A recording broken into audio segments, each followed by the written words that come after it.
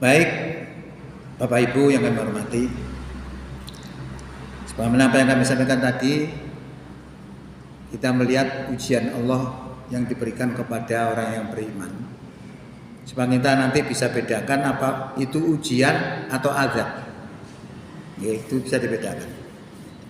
Di dalam firman Allah disebutkan Quran surat 29, surat Al-Ankabut ayat 2. A'udzubillahi minasyaitonirrajim. Bismillahirrahmanirrahim. Ahasiban nasu ayyutraku ayyaqulu amanna wa hum la yuftanu. Apakah manusia itu mengira bahwasannya mereka dibiarkan saja mengatakan kami telah beriman, padahal belum diuji lagi. Maksudnya intinya bahwa orang yang mengatakan kami beriman pasti diuji oleh Allah Subhanahu wa taala. Nah, ujian ini tidak mudah. Ya, karena ujian itu ada dua macam.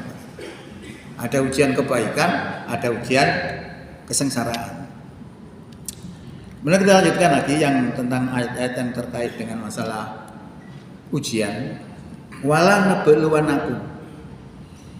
Dan sungguh telah kami uji kamu bisain dengan sesuatu minal khaufi yang berupa ketakutan, wal ju'i berupa kelaparan, wa naksib minal amwal dan kekurangan harta, wal anfusi dan kekurangan jiwa, wasamarat dan juga kekurangan buah-buahan. Ini pernyataan Allah ada di dalam Quran surat Al-Baqarah ayat 155. Mabasyiris sabirin dan beri kabar gembira kepada orang-orang yang sabar. Ini maknanya apa? Ketika kita diberi ujian seperti itu, diharapkan kita itu bisa bersabar. Nah, yang bisa bersabar itu hanya orang beriman. Makanya dulu sudah pernah kami sampaikan, ada seorang profesor, doktor, kaya raya, punya segalanya, punya anak juga, tapi anaknya bodoh. Kemudian dia malu, tidak bisa menyelesaikan dengan iman, tapi akhirnya ditembak. Dan dirinya juga akhirnya bunuh diri. Dua nyawa sekaligus gara-gara punya anak yang tidak pintar, malu. Nah, ini kalau dalam konsep Quran disuruh bersabar. Karena dalam kesabaran itu ada sesuatu yang kita nggak ngerti. Karena Allah sudah sampaikan dalam firman-Nya, asa an takrahu syai'aw wa huwa khairul lakum. Boleh jadi kamu membenci pada sesuatu, benci pada sesuatu, padahal itu baik untuk kamu. Wa asa an tuhibbu syai'aw wa huwa syarrul lakum. Boleh jadi kamu cinta kepada sesuatu, padahal itu jelek untuk kamu. Wallahu ya'lamu, Allah mengetahui, wa antum la ta'lamun, sedang kamu tidak mengetahui. Nah, ini orang-orang beriman seperti itu. Nah, dua ayat ini menunjukkan bahwa kita itu akan diuji oleh Allah. Yang nomor dua tadi diuji dengan ketakutan. Orang kalau sudah takut itu bisa melenceng. Bisa melenceng, tidak tauhid. Itu banyak sekali. Makanya diuji dengan ketakutan, juga dengan kelaparan, juga diuji dengan kekurangan harta, kekurangan jiwa, keluarganya yang mati. Ini berpengaruh juga. Wasamarot juga kekurangan buah-buah. Nah, ini disuruh bersabar. Orang bersabar itu alladzina idza asobathum musibah qalu inna lillahi wa inna ilaihi rajiun. Yaitu orang yang apabila ditimpa suatu musibah mereka mengatakan sesungguhnya kami ini milik Allah dan sesungguhnya kami ini kepada Allah rajiun kembali. Nah, kurang lebih kalau kita mendapatkan suatu musibah itu ucapannya seperti itu. Okay. Hadirin rahimakumullah, kita harus pahami bahwa ujian itu ada dua macam. Ada ujian kebaikan, dan ada ujian kesengsaraan. Lah ujian yang kebaikan ini banyak orang nggak lolos karena tidak merasa diuji. Tapi kalau ujian yang kesengsaraan mungkin itu kalau orang itu bersabar bisa lolos. Disebutkan oleh Allah dalam Quran surat 21 ayat 35. Kullu nafsin dha'iqatul maut. Saben-saben kang duweni nyawa dha'iqatul maut bakal ngincipi pati. Akan merasakan kematian. Wa nabluukum, sungguh kami akan menguji kamu bisarri wal khair, dengan keburukan dan kebaikan, fitnatan sebagai cobaan. Wa ilaina, dan kepada kamilah turja'un, kamu sekalian akan dikembalikan.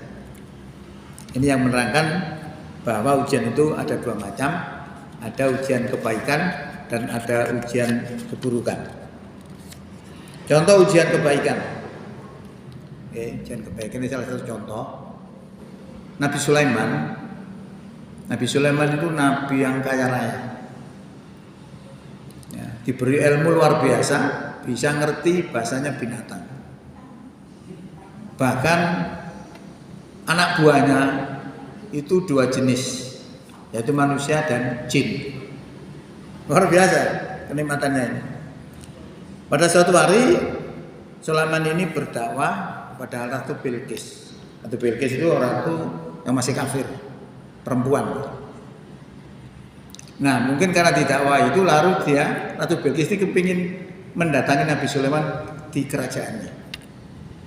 Nah, saat itu Nabi Sulaiman apa? Bilang, siapa yang bisa membawa singgasananya Ratu Bilqis sebelum Bilqis datang ke tempat kita? Ngacung jin ifrit itu. Saya sanggup, Nabi. Saya sanggup sebelum panjenengan ini berdiri dari tempat duduk. Sebelum saya berdiri dari tempat duduk gini, umpamanya sudah datang. Karena saya ini orang yang kuat, lagi dapat dipercaya. Bangsa jin. Lalu ada lagi yang ngacung. Bangsa menungso. Menungso yang beriman, ahli kitab, ngerti masalah kitab. Dia mengatakan sanggup membawa singgasananya Ratu Bilqis sebelum Nabi Sulaiman berkedip. Bayangkan itu. Sebelum berkedip sudah datang. Kayak apa itu? Lele. Kesaktian yang diberikan Allah kepada hambanya yang dikehendaki.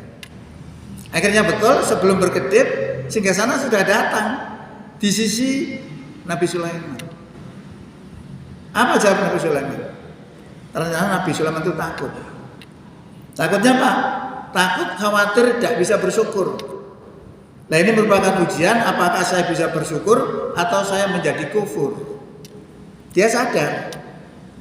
Akhirnya apa yang terjadi?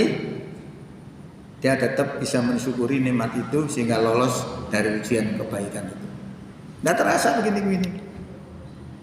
Termasuk Qarun. Qarun itu orang yang kaya raya pada zamannya Nabi Musa. Sampai kunci-kuncinya itu dipikul oleh sejumlah orang tidak kuat. Kalau kita punya kunci timbo, bawa waket ini. Itu dipikul oleh beberapa orang tidak kuat, saking banyaknya hartanya. Diperingatkan oleh para ulama saat itu untuk bersyukur kepada Allah SWT, untuk bersyukur tentang nikmat yang diberikan kepadanya. Qarun nggak mau. Karena apa? Dia merasa bahwa kekayaannya itu hasil kepintarannya. Jadi dia mengkufuri nikmat itu karena dia merasa itu hasil jerih payahnya. Lalu akhirnya apa yang terjadi? Pada saat sudah ditentukan oleh Allah Subhanahu wa taala, dirinya dan hartanya ditenggelamkan oleh Allah ke dalam tanah. Maka kalau kita nemu harta namanya harta karun. Itu karena itu tidak lolos Qarun diberi ujian kebaikan. Ini salah satu contoh Seperti itu.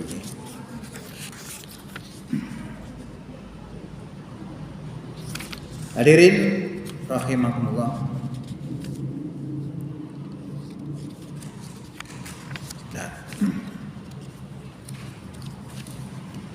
Nah kemudian